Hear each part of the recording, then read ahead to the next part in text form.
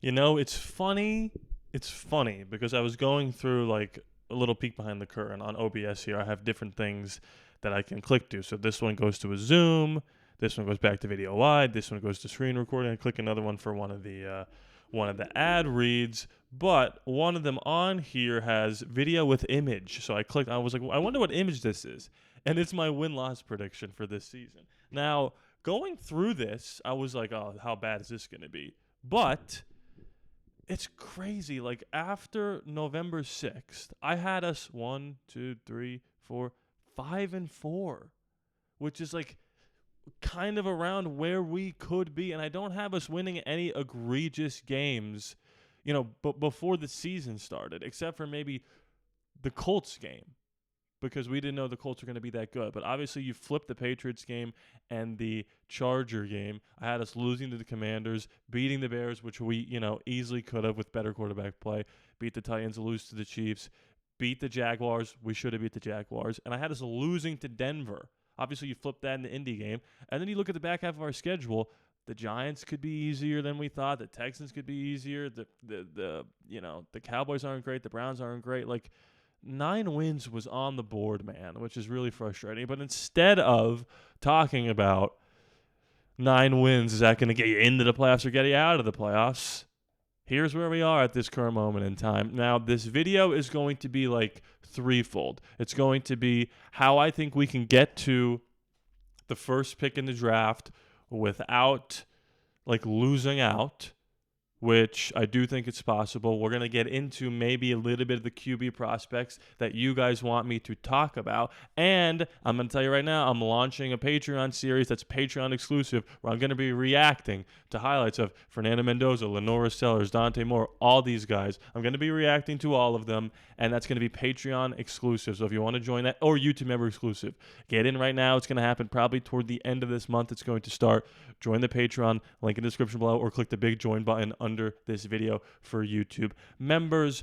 Okay, so the path to this, and I can't believe it's November 11th and we're already talking about this, but the season for all intents and purposes is OVER, is pretty simple. Now, before I talk about the path to getting the one seed, I was going to say, the number 1 overall pick without losing out, you have to understand something. Not every team above us is going to do exactly what we think they're going to do. We don't know how Tyler Shuck is going to look in New Orleans. Like, we don't know how Cleveland feels about Dylan Gabriel's development or Shedeur Sanders being on the roster. I think the only team that for sure, without a doubt, is going to pick a quarterback is the New York Jets. So that's the team right now we have to worry about, because the reports are that Miami's going to run it back with Tua at least, maybe Mike McDaniel also. Maybe the Rams get into the mix here. If the Falcons keep losing, that's crazy that they have that pick. Yikes, that Michael Penix trade is not looking good for them at this current moment in time.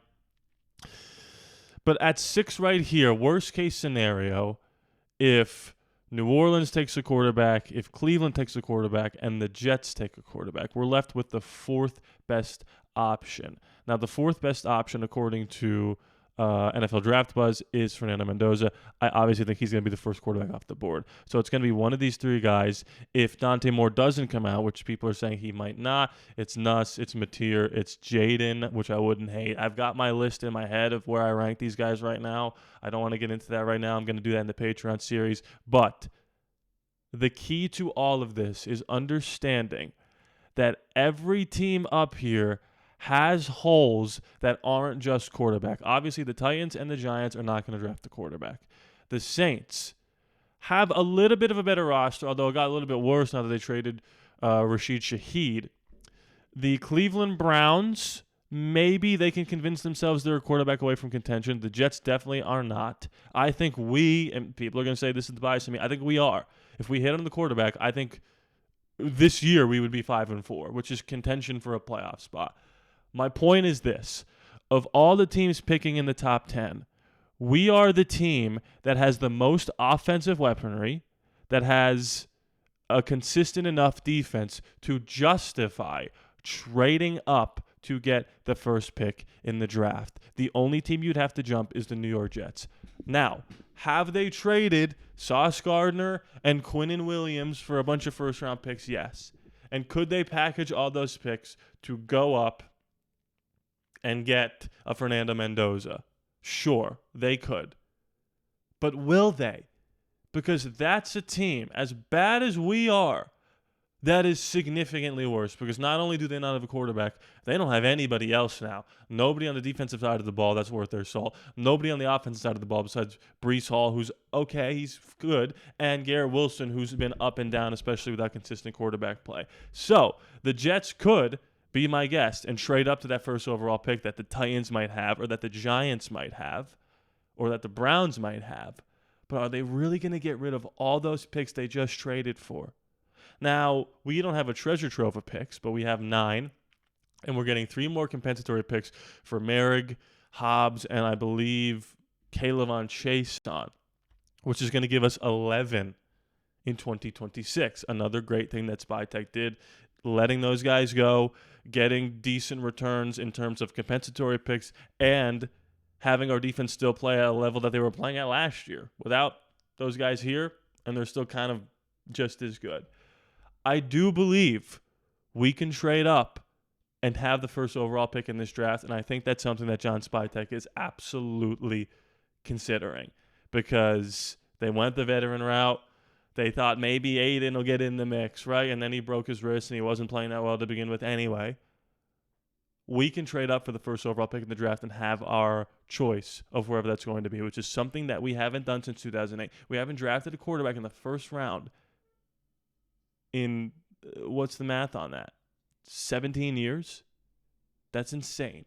That's absolutely insane, considering that Derek Carr's only been on the team for 9. It's time now to take a big swing and go get your guy.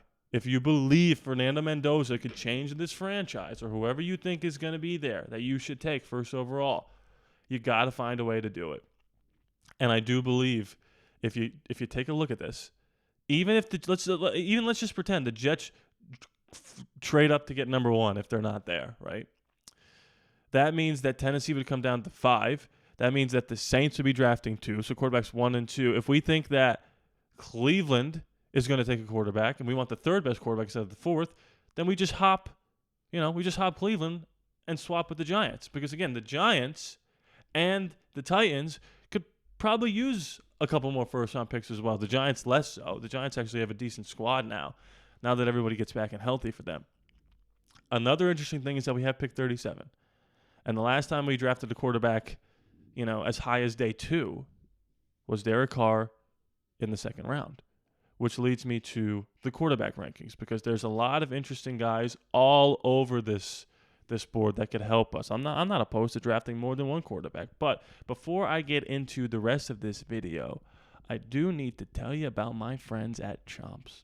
So you guys obviously know, because you're watching my videos, that I love talking football and I love making videos and content. Sometimes either halfway through the video or while I'm editing the video, I get hungry and I don't want to stop, because I'm kind of in the ebbs and flows of making the videos for you guys. So I want to grab something quick and easy. And I'm sure you've been wondering what this is to my right. Well, I have to tell you, this is Chomp's original beef stick. This thing is absolutely incredible. It's 10 grams of protein per beef stick, 100 calories, and 0 sugar. I'm always constantly looking for good, high-quality sources of protein that you could just easily grab and go. And like I said before, I try to start every day being physically and mentally sharp for you guys, and having something that I can easily grab and go that tastes good, that is a high-quality source of protein, is huge for me. It's unmatched. It tastes great. It's quality ingredients,